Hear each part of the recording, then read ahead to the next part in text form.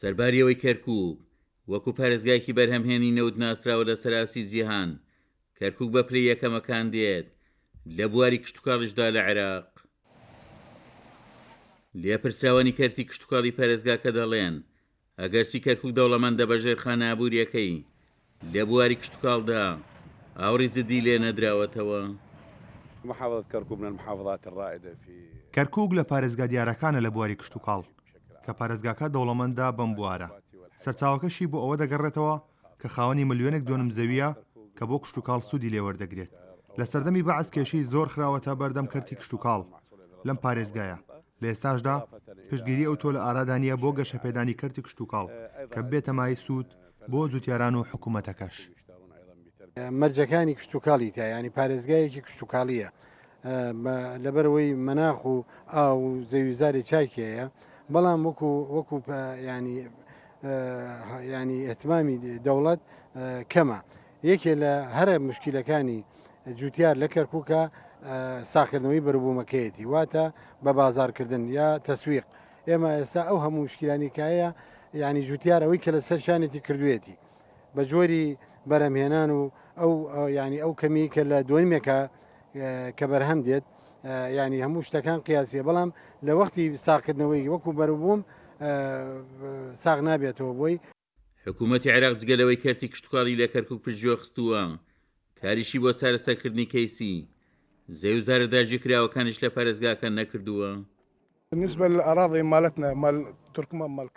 بەنسبەت زەویەکانی ئێمە وەک تورکمانەکانی ترکەلان کە لە سەردەمی بەعزدا داگیرکراون، تا ئێستا مڵکدارەتی زەویەکان بە ناوی عەرەبە هاوردەکانەوەیە.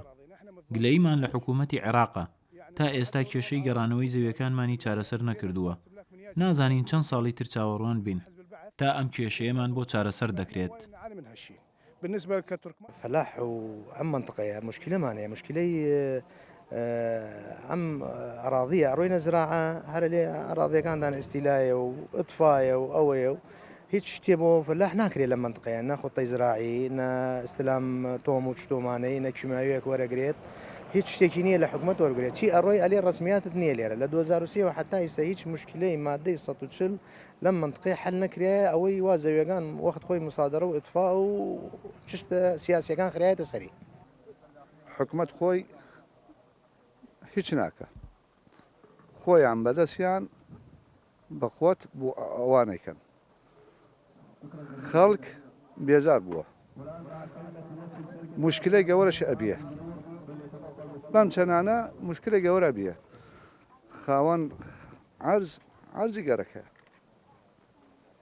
حکومەت توانی وەرە حزام ئەمنیت و ئەوە تەعویزت بڕۆ خاوەن عەرز تەعویز ناواتی عەرزەکەیەواتی ئەوە لە باب و باپیری ماوە بۆ خۆی.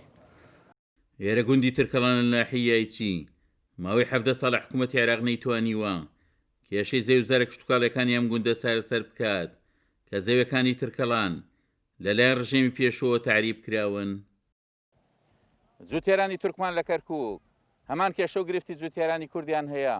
سەدان دوانم زەوی کشتتوکاڵی تورکمان بەدەستی عەرەبە هاوردەکانەوە ماوە و لە چاوەڕوانی چارەسەرکردنی کێشەکەیاندان بە پێی مادەی 140 دەستور.